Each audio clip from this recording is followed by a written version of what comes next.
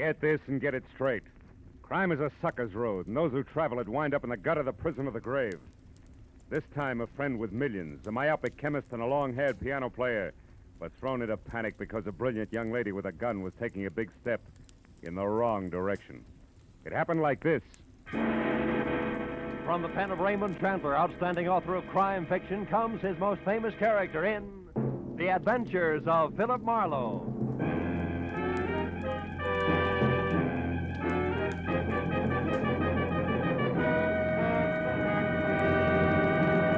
Now, with Gerald Mohr starred as Philip Marlowe, we bring you tonight's exciting story, The Big Step.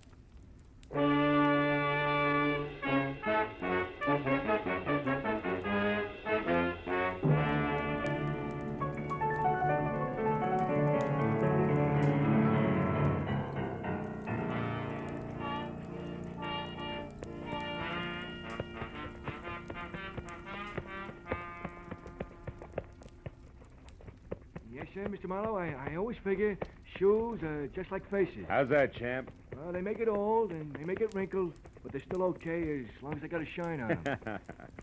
Yeah, it keeps that writing condition, huh, champ? Yes, sir. Hey, let me just spank up this one again, huh? Sure. Oh, come in. Mr. Marlowe? Yeah? Oh, excuse me. I didn't know you was busy. That's all right. Okay, champ. I guess that does it. Here you are. Oh, thank you, Mr. Marlowe. I'll see you tomorrow. Right. Well, now that my shoes have a new lease on life, won't you sit down? Miss, Cantor. Mrs. Betty Cantor. Oh. I'm a waitress at the Shelton Cafe.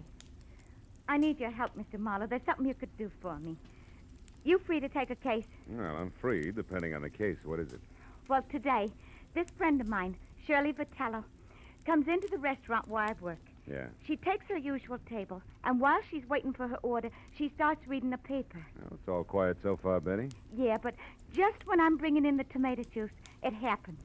She sees something in the paper that scares her. Scares her bad. What was it, Betty? Do you know? I don't know.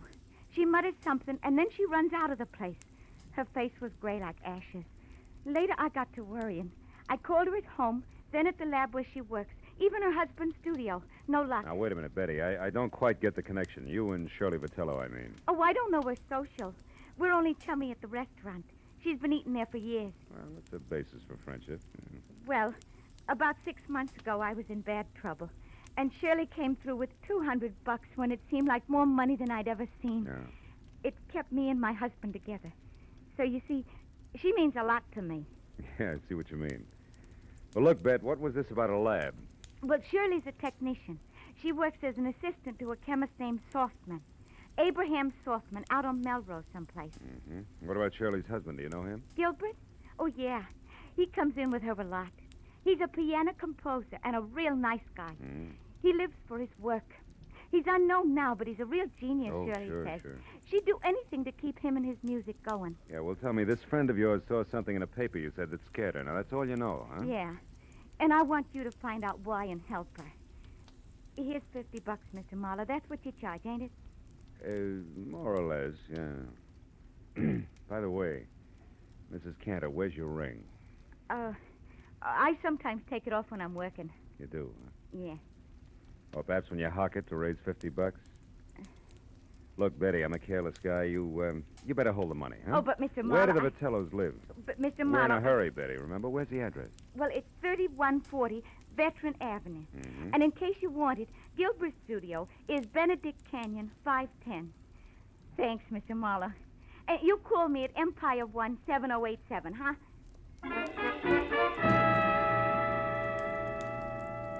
When Betty Cantor was gone, I got in my car and drove out to Veteran Avenue. You know, she was a pathetic little creature. And with a little effort, she could have that touch and glow look. Oh, well. 3140 was one of those small but neat houses that grow like mushrooms overnight on the post-war California landscape. And it was locked, dark, and quiet. I went around to the back and started on the windows. The third one opened when I tried it. I climbed in, turned on some lights, and made the grand tour, then entered in the den. The only indication that anyone had been there all day was a current issue of the L.A. Star crumpled in the wastebasket. I pulled it out and started through it. On page 5, I found the hole where a 2-column story had been clipped out. And then somebody was at the front door. I started toward it, but changed my mind at the sound of the key in the lock. And instead moved back into the den and watched. A head that belonged on a gopher wearing a battered fedora and inch-thick glasses above a fur-collared coat peeked in. Gave the place a myopic once-over and headed straight for the den. So I stepped out where he could see me. I have never seen you before. What are you doing here? You tell me first, Pop. I'm bigger than you are. I'm Dr. Abraham Softman. Softman. Oh, the chemist Shirley Vitello works for. Is that why you have a key? Yes, she leaves unfinished. She leaves work here for me to pick up. It's a convenience for both of us. But now you can also explain, maybe? Well, a friend thinks your assistant's in trouble. I'm trying to find out. The name's Marlowe. Aha. I suspected now I'm right. What? Shirley came to the laboratory late from lunch today and very much upset. She left again soon, right in the middle of our most important crimson test. Your what? Our crimson test. Oh, yes. Without one word to me, she left. Never does this happen before. In all the 5 years, she has been my loyal right hand.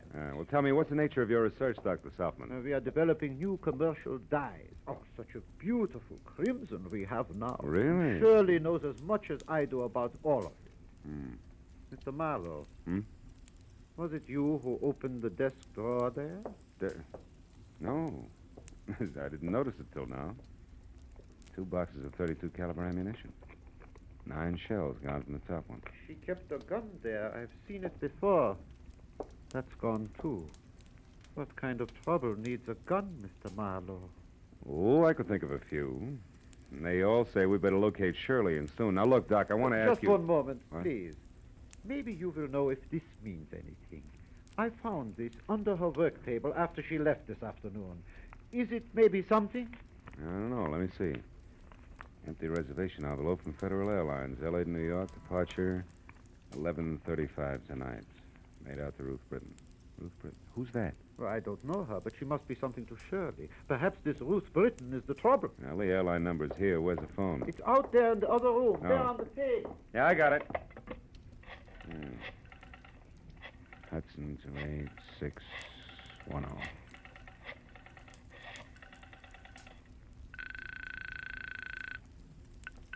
Good evening, Federal Airlines. Agent Frederick Stowe speaking. Frederick, do you have a Ruth Britton listed on your 11:35 flight to New York? Oh, just one moment now, sir. I'll check.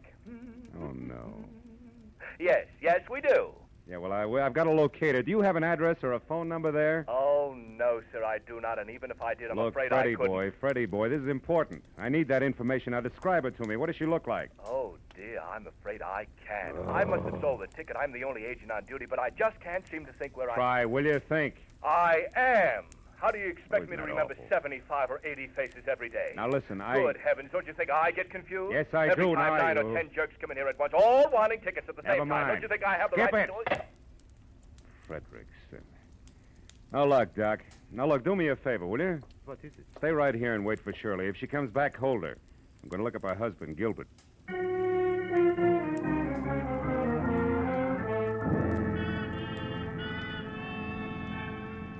The first stop was a newsstand.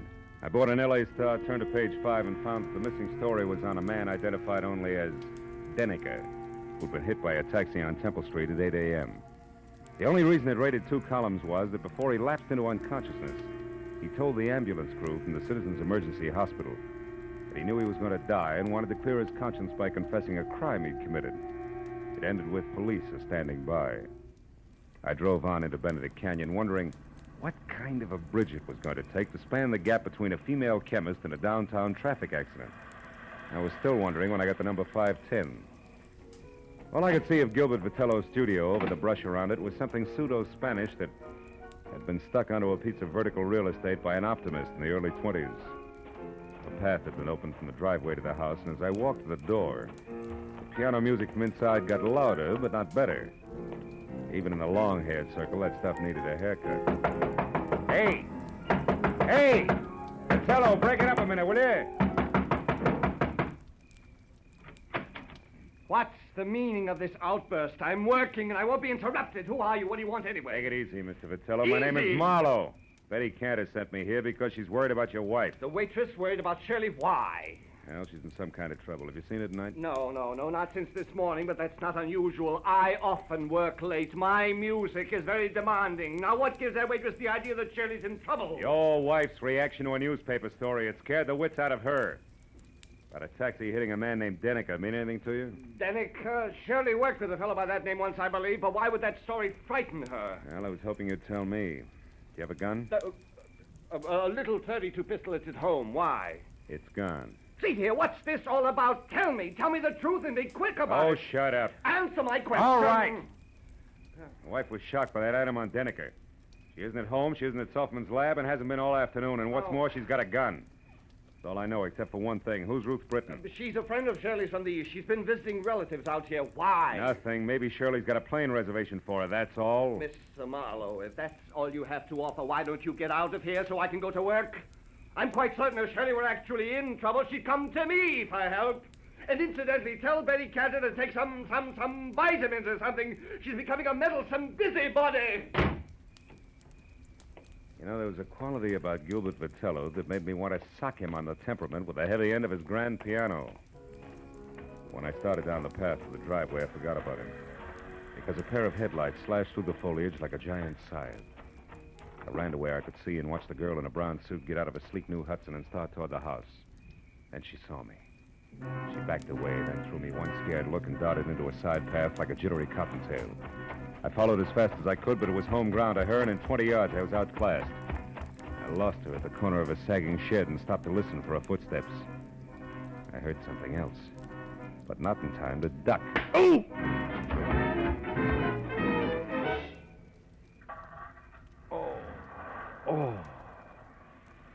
Oh. You there, you. Marlowe, is that you, Marlowe? Marlowe, what happened, Marlowe? I heard a car come in with a crowd. Who was shut it? up. It was Shirley. She slugged me. I don't believe it. You're lying. Okay, I'm lying. For what it's worth to you, Die Hard, your wife isn't kidding. She told me personally with a blunt instrument. Play that knee flat, Jack.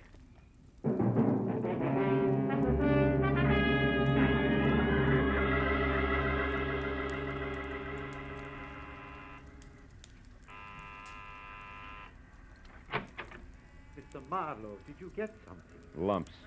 Oh, look at... How about you, Dr. Softman? No, nothing. Come in. Yeah. No one has come here. You found out something? Ever hear of a guy named Dennicker, Doc? Me, hear of Morris Dennicker? 5 times in the past 3 years, Morris Dennicker in Chicago has beaten me by introducing a new dye substance or a new process just days ahead of me. 5 times this happened. He's a dye chemist, too, huh? A brilliant one. I admire him. But why do you ask Listen, this me? is beginning to fit like a rubber glove. Dennicker's in a hospital right here in L.A. He may not live, and he wants to confess to a crime. Here, look. What's Now, read it this? yourself. When Shirley saw that story, it threw her into a panic, and now it only figures one way. Your assistant has been selling your new developments to Dennicker before you released them. No, it is not true. Shirley would not do this thing, not to me. Okay, Doc, we'll see. Now, look, why don't you go back to your lab and wait? I'm going to the hospital now and do some more fast addition. If it comes right, just don't forget you're a scientist, will you? Oh, I would not forget. Now, you remember something, Mr. Marlowe. 2 plus 2 does not always make 4, especially when you are adding up human halves.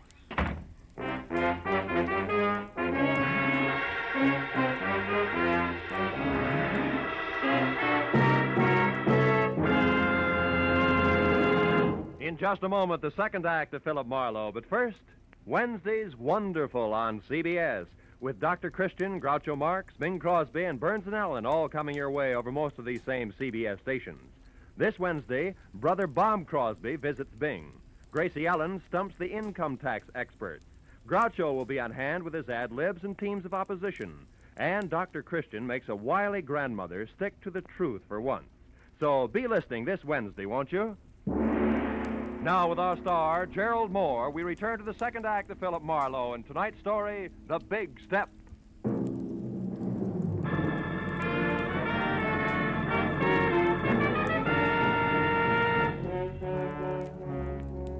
was 20 stop-and-go minutes through the snarled early evening traffic over to the Citizens Emergency Hospital. All the way, I kept hoping that Dennicker's confession wasn't going to have anything to do with Shirley Vitello. But when I was there, standing next to Detective Lieutenant Matthews and filling him in to date, I racked that hope up under wishful thinking. Morris Dennicker had already come, too. Yeah, Marlowe, about a half hour ago. He didn't say too much. How much? Only something about this woman you mentioned, this Shirley Vitello, and Yeah? the formula for some kind of a bleaching agent. Then he went out again. Hey, look, this Vitello girl who currently adds up to something very... What does she look like? Oh, blonde, about 5'4", maybe 30. Wearing a dark brown suit, no hat? That's right. She been around? Yeah, I spotted her here in the hall about 45 minutes ago. Claimed she was a reporter, but she didn't make any small talk with the other news hands. I got a little suspicious. Just then Denneker came too, so I went in there. When I came back out, she was gone. Hey, Marlowe, you know where we can pick her up? No, I don't, Lieutenant. Doesn't look so good for her. She could be pretty desperate right now. Like a quick trip to the country. Or like worse, she's got a gun, Matthews. And now with Denneker starting to talk, very little hope left. I better be going. Where? Just Phil? going, Matthews. Hey, wait I'll a keep minute. in touch. Wait a minute. Look, we have a big organization, Mr. Marlowe. We're equipped to handle all kinds. We could do almost as good a job as you. Just keep that in mind, will you? Yeah. And I'm glad you said almost. So long.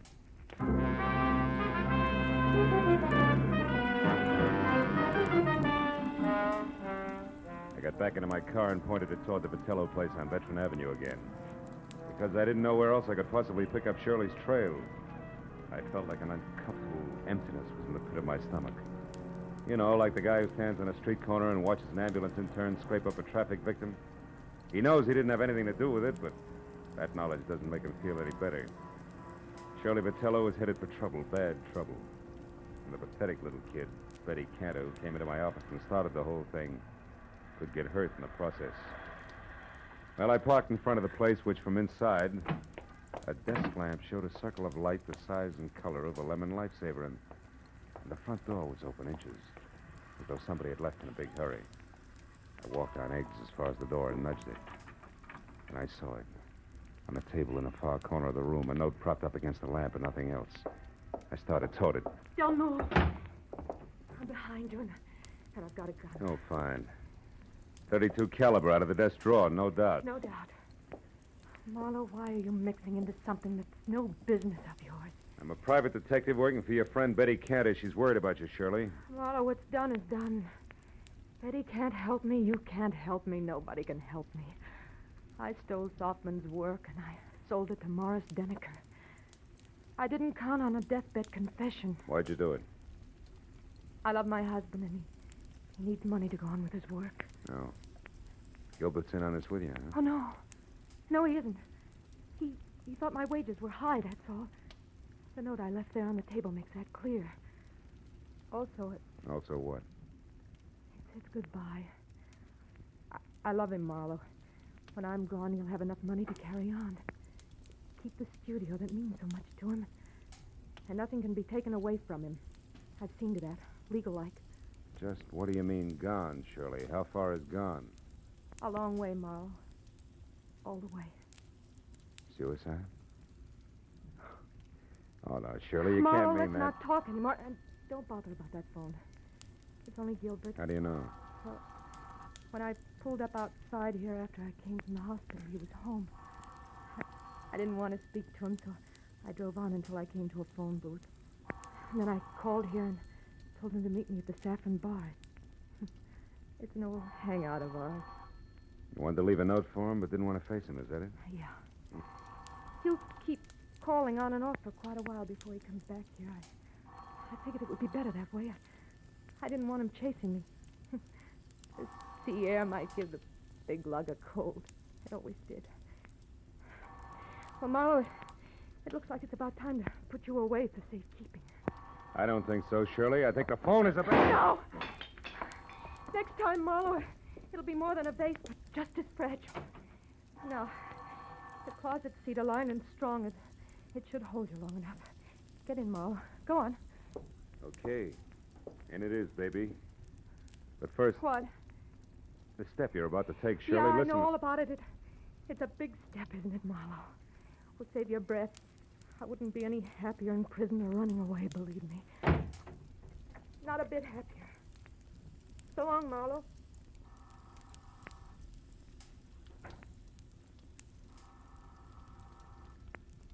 Nobody's home.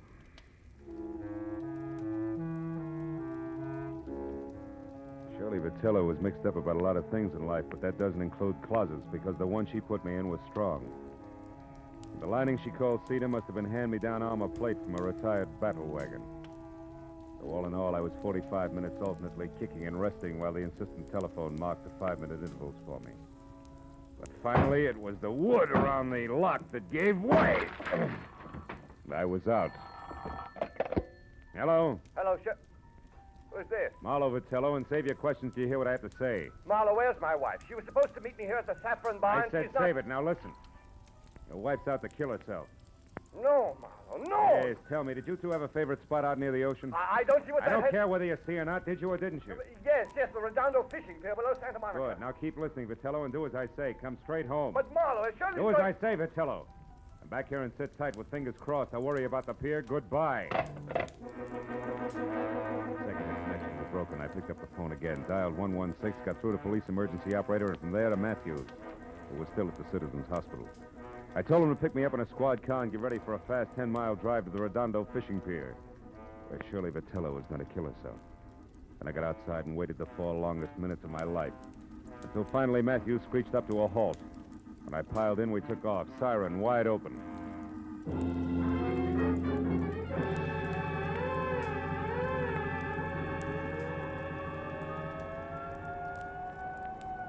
It'll be less than a minute now, Marlowe. Pier's only a couple of blocks away. Good. Better have Mooney kill that siren, Lieutenant. Jack, we want to come in quiet, Mooney. Okay, Lieutenant.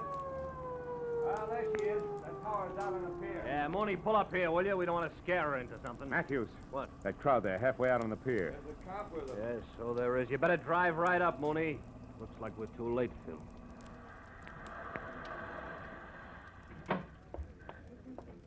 We were too late. At the center of a circle of the morbidly curious who always panned and gaped, we found her lying face down on the greasy planks of the pier, dead. She'd shot herself through the heart, and the gun, the same .32 she'd used on me, was lying next to her. 2 bullets gone. I explained the extra shot to Matthews. Uh-huh. Okay, 1 bullet fired up at her place and the other one here. Well, I hope you're satisfied, Marlowe. What do you mean, satisfied? I mean single-handed. You had to leave the cops out of it, didn't you? You had to go up to Veteran Avenue all by your lonesome, didn't you? Now, you wait a minute, Matthews. I was only trying to... nuts. Hey, Mooney, where's the nearest phone? Over there, Lieutenant, across the street, the Triple Eagle Cafe. The patrolman here's already called an ambulance. All right, tell him she can be moved. Come on, Marlowe. I want to turn in a first report on this. Mooney, pick us up at the cafe. Right, Lieutenant. Okay, boss. Okay, let's take a look. So Shirley Vitello was stealing formulas for those dyes from her boss and selling them to this Morris Denneker. Yeah. All was rosy until Denneker walked out in front of a taxi early this morning. That put him close to death and in a mood to talk. Also put Shirley Vitello on the spot. Hey, is that the place you want to phone from? Yeah. Look, one thing more, Marlowe. The girl's motive all the way through. She loved her husband. He loved his work. Yeah? Her, too? Yeah, after his work. So since he didn't make any dough, she stole to keep him going and close to her. There's the phone, Phil. Come on, will you? I may need you to fill in the blanks for me. Marlowe, I said I heard you. The phone can wait, Lieutenant. Come on over here. What? I want to talk to that piano player. Piano player? What about? The tricky way he has of playing Blue Skies. What? Yeah. Hey, Bud, that's all right. You got a mean left hand there. Yeah, I open in Carnegie Hall next week. Don't miss me. I'll try not to. It's just terrific what you do with that tune, you know? My own particular arrangement. Nobody else's, huh? Not nobody. I've been working on this arrangement for a week. That's all I wanted to know. Hey, Marlowe, what are you getting at? The phone, I've heard enough. Where'd you say it was, Matthews? Over there, at the left of the bar. But, Phil, what are we time doing? is it, Lieutenant? 5 after 12. Marlowe, what is it? A switch, Matthews. A switch? Yeah, one that'll knock your badge off. Will you get a load of this? Oh, listen. Good evening, Federal Airwaves. Agent Hedrick Stoll. Listen, speaking. Frederick, I'm the party who called before about the reservations for Ruth Britton on the 11:35 for New York. Oh, yes, I remember you. I'll probably... Never mind. It's police business, Freddie. Did the plane leave on schedule? Of course it did. But Miss Britton didn't make it, and she didn't bother to call and cancel her reservation. Thanks. I've heard enough. So far, so good, Matthews. Yeah, which means what? The Saffron Bar in Hollywood. Which means what? Shirley Vitello didn't commit suicide, Matthews. She was murdered.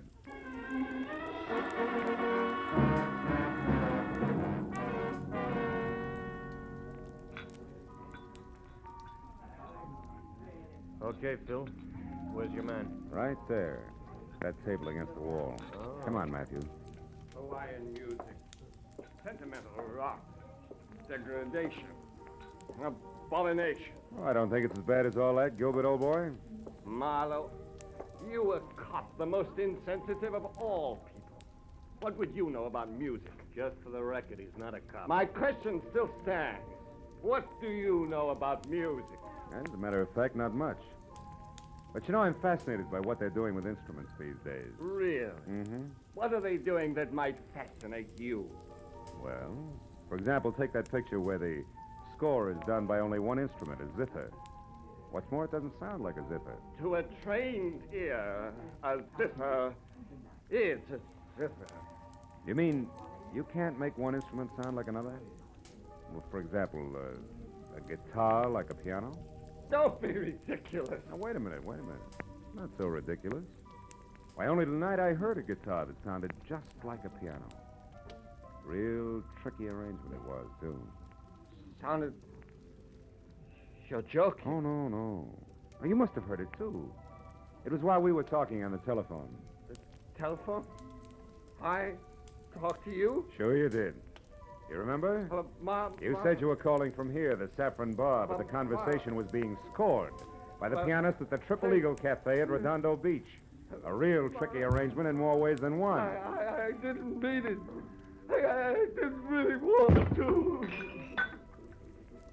All right, what's the rest of it, Phil? He didn't want to quit his work and spend the rest of his life hiding in some forgotten corner of the globe. Which was her plan? Yeah.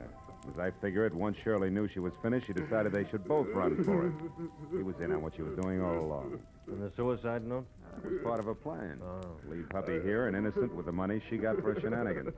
Then frame her own suicide, a trail that would lead us to the Redondo Pier, her hat and coat floating in the drink. Uh-huh. And after a couple of days of searching, we say the tide probably carried the body out to sea. Closed case. That's right. In the meantime, she's flown to New York as Ruth Britton and is heading on from there. Hubby here to join her at a later date. Yeah, fine. Only hubby double-crossed her and shot her, so he can sit tight with the money right here. That's it, Matthews. Please, give me another chance. Oh, shut up. Wipe them dry, Matthews, and take them away.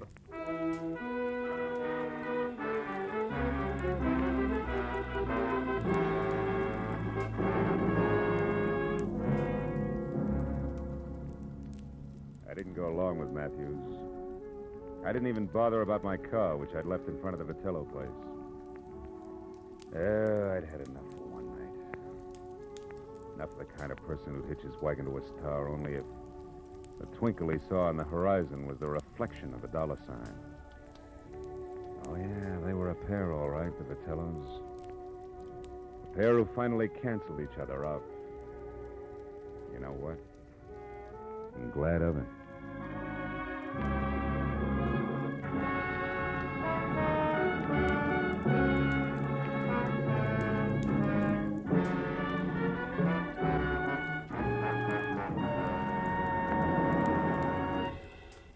The Adventures of Philip Marlowe, bringing you Raymond Chandler's most famous character, star Gerald Mohr, are produced and directed by Norman MacDonald and are written for radio by Robert Mitchell and Gene Levitt.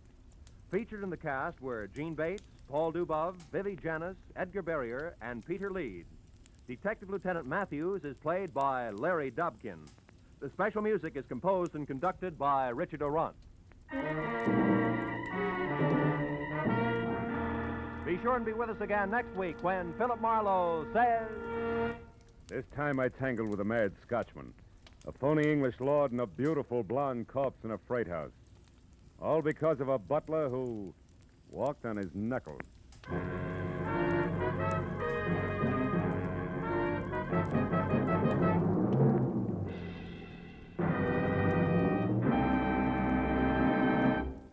How about tying a mental string around your finger today to remind yourself to file your 1949 income tax return as soon as possible?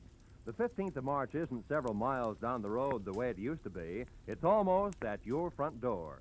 And you'd certainly get a scare if you came home one evening to find it sitting right smack in your living room saying smugly, "Well, you forgot to file your income tax return. What now, little man?" So why not set aside tonight as income tax night and file your 1949 return? This is Roy Rowan speaking.